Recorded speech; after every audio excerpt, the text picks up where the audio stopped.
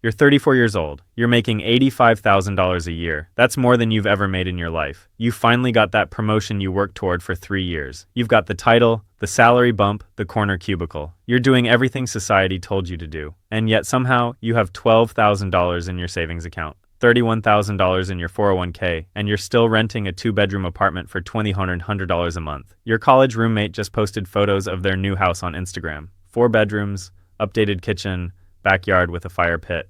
They work in the same industry as you, similar salary. How are they doing this? Your cousin, who's 2 years younger than you, just got back from a 2-week trip to Japan. Your coworker is talking about maxing out their Roth IRA for the 3rd year in a row. And you're sitting there thinking, what am I missing? I'm at the peak of my career trajectory so far. I should be building wealth right now. Instead, I feel like I'm barely treading water. Here's what nobody tells you. You're not failing. You're not bad with money. You're not making poor decisions. You're caught in what I call the mid-30s money trap. And it's one of the most financially devastating periods of your life that almost nobody talks about. My name is Orion Invests, and I spend way too much time thinking about why people who do everything right still end up financially stuck. If you're someone in your 30s wondering why your career success isn't translating into actual wealth, make sure to hit that subscribe button and give this video a thumbs up if this helps you out. Here's the thing nobody tells you about your mid-30s. This is supposed to be your wealth-building decade. You're past the broke 20s, you're making real money, you've got experience and marketability. But for most people, the mid-30s is actually a wealth valley, not a wealth peak. And there's a specific set of financial pressures that converge in this decade that make it almost impossible to build wealth unless you understand exactly what's happening. In the next 20 minutes, I'm going to show you exactly why your 30s have become a financial trap, the hidden mechanisms that are draining your wealth during what should be your most productive earning years, and what you can actually do to escape this trap before it costs you your entire financial future. We're going to break down the math, the psychology, and the specific action steps that actually work. And by the end of this, you're going to understand why so many high-earning professionals in their 30s have almost nothing to show for it, and more importantly, how to make sure that's not your story in 10 years. Let me start by showing you how we got here, because this is not the financial reality your parents faced in their 30s. According to research from the Federal Reserve, the median net worth for Americans aged 35 to 44 is $91,300. That sounds reasonable until you realize that for the same age group in 1989, adjusted for inflation, the median net worth was higher. Think about that for a second. We're making more money than ever before in nominal terms. We're more educated than any previous generation, and yet we're building less wealth during our prime earning years. A study from the Pew Research Center found that millennials, who are now in their 30s and early 40s, have 41% less wealth than Gen Xers had at the same age, and 24% less than baby boomers. This isn't about avocado toast or coffee habits. This is a structural shift in how wealth accumulation works in America. Here's what changed. Housing costs have increased by 290% since 1980, while wages have only increased by 116% when adjusted for inflation. The median home price in the United States is now over $400,000. That means if you're trying to buy a house in your mid-30s with a 20% down payment, you need $80,000 just for the down payment, plus closing costs, plus an emergency fund, plus furniture and moving expenses. You're looking at needing $100,000 in liquid assets just to become a homeowner. And that's assuming you can afford the mortgage payment on your current salary.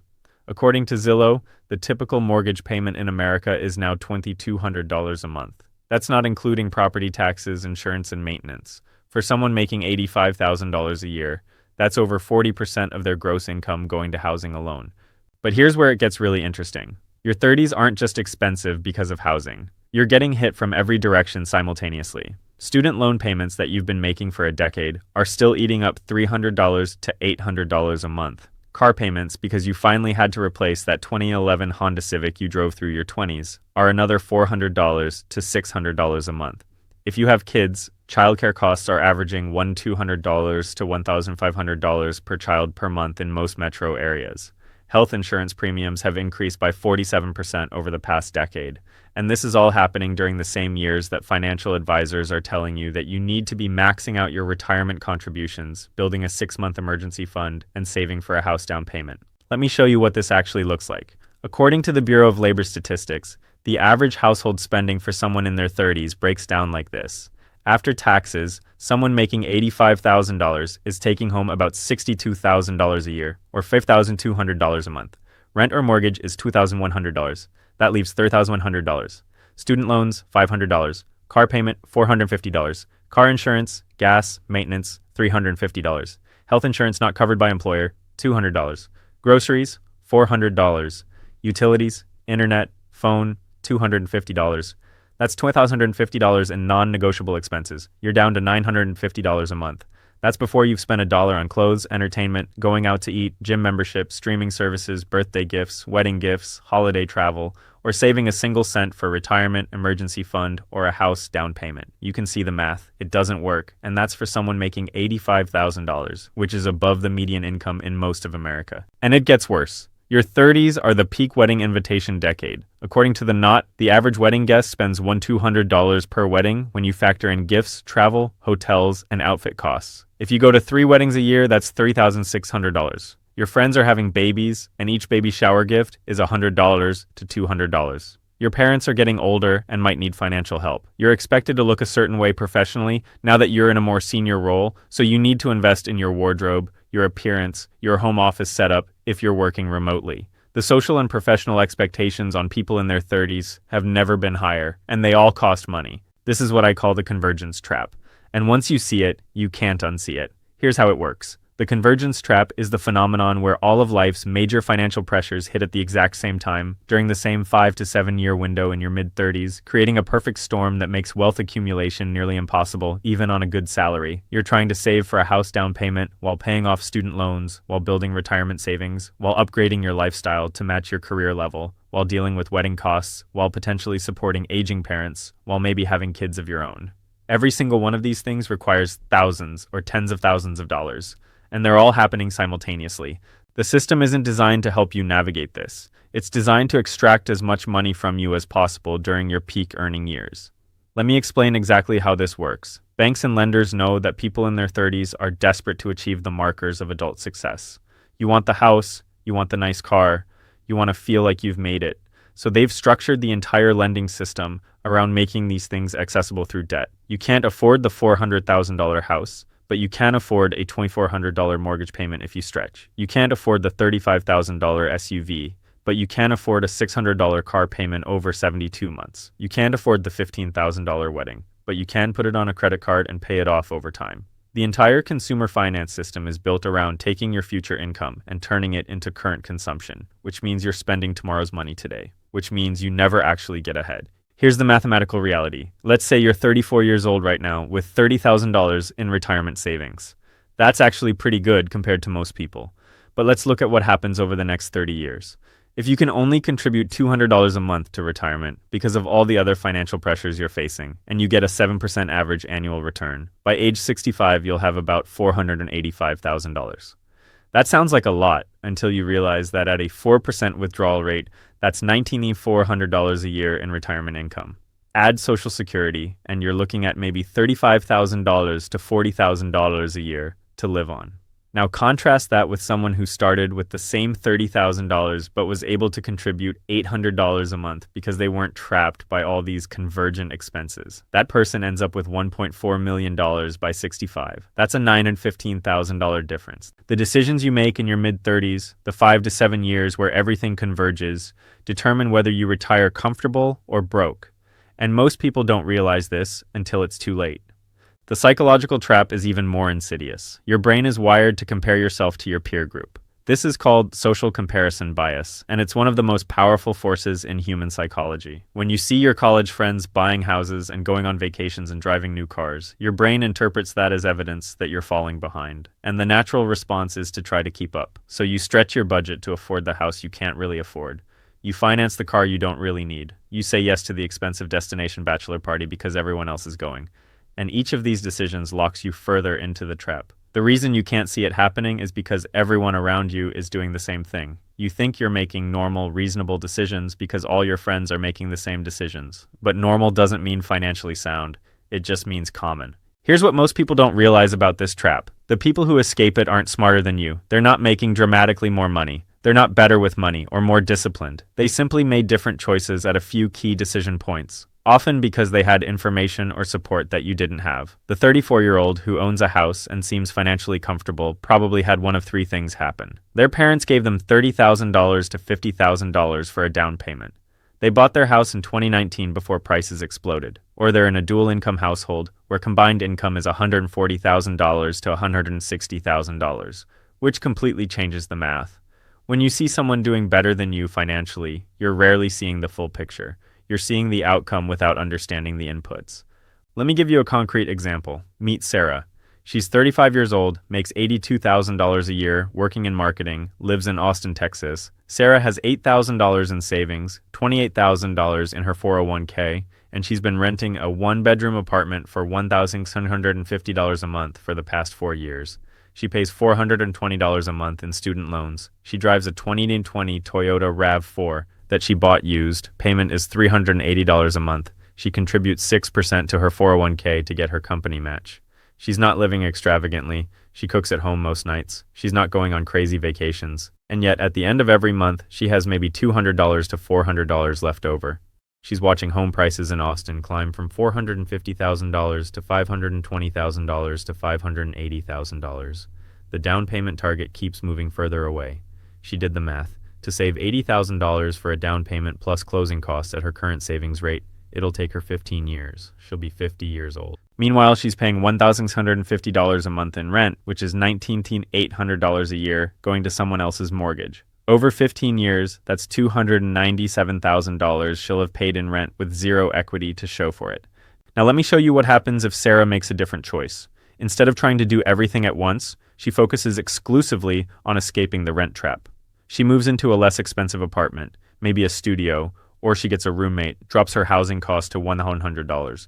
That's $550 a month saved. She refinances her student loans to a lower rate, drops that payment to $320. Another $100 saved. She keeps her current car instead of upgrading when the loan is paid off in 2 years. That's $380 freed up. She temporarily drops her 401k contribution to just the company match minimum, 3% instead of 6%. That frees up another $200 a month. These decisions combined give her an extra $1,030 a month. She directs all of it toward her down payment fund. In 3 years, she's got $44,000 saved. She uses an FHA loan with 3.5% down, so she can buy a $350,000 condo with a $12,250 down payment plus closing costs. Her mortgage payment with PMI is $2,100, which is more than her cheap rent, but now she's building equity. After 5 years, she's got $60,000 in home equity. She refinances to remove PMI, increases her 401k contribution back up, and she's on track to have $750,000 in retirement savings by 65 plus a paid-off home worth $500,000. That's a completely different financial life. And it started with understanding the trap and making strategic decisions to escape it. This is the psychological shift that matters. You're not bad with money. You're playing a game where the rules are designed to keep you losing. The question isn't why are you struggling? The question is, how do you stop playing the game everyone else is playing and start playing a different game? The people who build wealth in their 30s despite all these pressures do a few things differently. First, they ruthlessly prioritize. They understand that trying to do everything at once means you accomplish nothing. You cannot simultaneously save for a house, max out retirement, pay off debt aggressively, and maintain a lifestyle that keeps up with your peers. The math doesn't work. You have to choose 1 or 2 goals and pursue them with singular focus, while putting everything else on maintenance mode.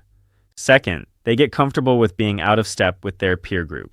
This is the hardest part psychologically. It means saying no to things that everyone else is saying yes to. It means driving a car that's older than what your career level suggests you should drive. It means living in a smaller place than you could technically afford. It means skipping the destination wedding or the expensive bachelor party. And it means dealing with the social judgment and the questions and the feeling that you're falling behind. But here's what nobody tells you. 5 years from now, 10 years from now, the people who made those sacrifices in their mid-30s are the ones who have options. The people who kept up with everyone else are the ones who are still trapped. Third, they understand the difference between investments and expenses. This is critical. An expense is money that's gone forever. An investment is money that comes back to you multiplied. Rent is an expense. A mortgage is an investment. A new car is an expense. Maxing out your 401k is an investment. A $5,000 vacation is an expense. A $5,000 course that increases your earning potential is an investment. When you're in the convergence trap, every dollar matters. You need to evaluate every significant expenditure through this lens. Is this moving me closer to financial independence or further away? So what do you actually do about this? Here's the framework that works. Step 1, audit your current situation with brutal honesty. Write down every single monthly expense. Calculate your actual savings rate, not what you think it is, but what it actually is based on the last 6 months. Look at your net worth trajectory. If you're 34 and your net worth is under $50,000, you're in the trap. That's not a judgment, that's just reality. You need to acknowledge where you are before you can change direction. Step 2. Choose your primary focus. You get 1, maybe 2 financial goals for the next 2 to 3 years. Do you want to own a home? Do you want to be debt-free? Do you want to build a massive retirement nest egg? Do you want to build an emergency fund that gives you security? Pick one. Everything else goes on maintenance mode. If your goal is buying a house, your 401k contribution drops to the minimum for the company match. Your student loan payments stay on the standard plan, you don't pay extra. Every spare dollar goes to the down payment fund.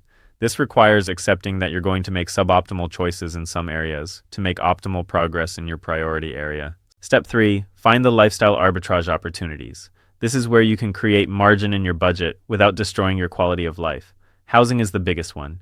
If you can reduce your housing cost by $400 to $600 a month, that's $5,000 to $7,000 a year. Over 3 years, that's $15,000 to $21,000, which could be your entire house down payment or your fully funded emergency fund. Transportation is second. The difference between driving a 3-year-old car versus a new car is $300 to $500 a month. That's another $4,000 to $6,000 a year. Food is third. The average American spends $400 a month eating out. Cut that in half, and you've got another $2,400 a year.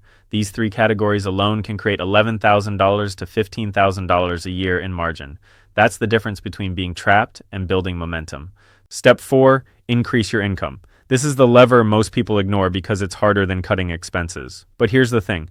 There's a limit to how much you can cut. There's no limit to how much you can earn. If you're making $85,000 in your mid-30s and you stay at that level for the next 5 years, you're going backwards in real terms because of inflation. You need to be targeting 5% to 10% income increases every 2 to 3 years, either through promotions, job changes, or side income. A jump from $85,000 to $95,000 is an extra $10,000 a year, which after taxes is about $650 a month.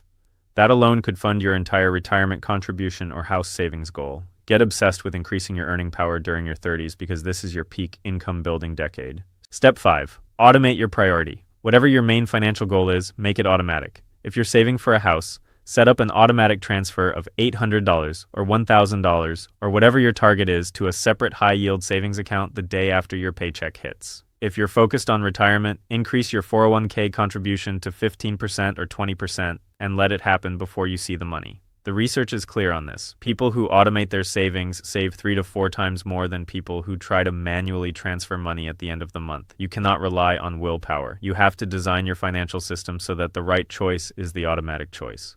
This isn't easy.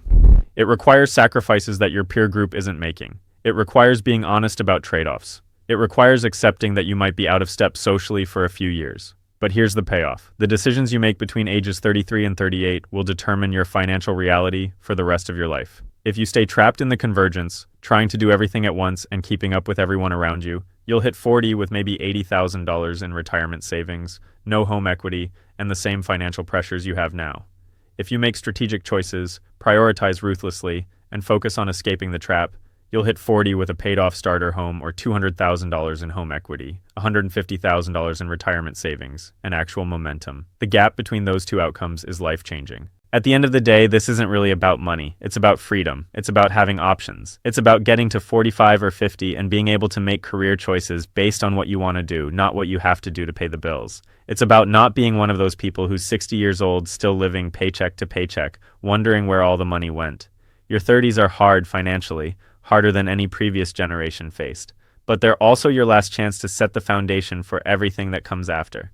The people who understand this and act on it are the ones who end up financially free.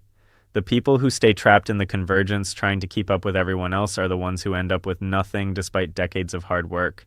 And that shift is available to you right now. The mid-30s money trap is real, but it's not inevitable. You just have to see it clearly and choose to play a different game.